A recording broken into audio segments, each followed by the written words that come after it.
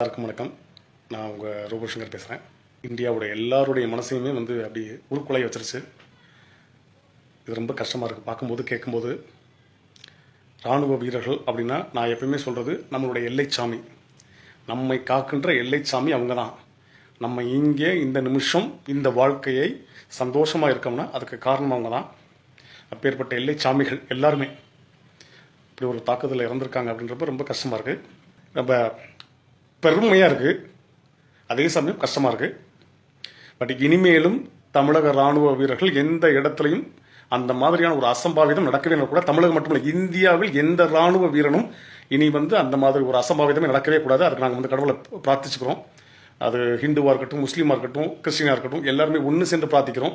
ஏன்னா நீங்கள் தான் எங்களுக்கு கடவுள், எங்களை காக்கிற எல்லைச்சாமி நீங்கள் தான். ஸோ இந்த மாதிரியான ஒரு விஷயத்தை பார்க்கும்போது ரொம்ப கஷ்டமாயிருச்சு.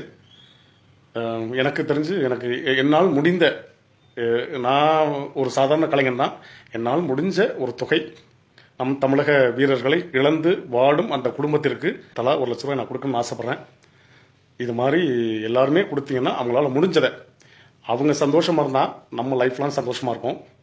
அது என்னால் முடிஞ்சது நான் கொடுக்கணும்னு ஆசைப்பட்றேன். அந்த குடும்பத்திற்கு என்னுடைய ஆழ்ந்த அனுதாபங்கள். அண்ட் சல்யூட், அந்த ஃபேமிலிக்கே சல்யூட். ஜெய் ஹிந்த்.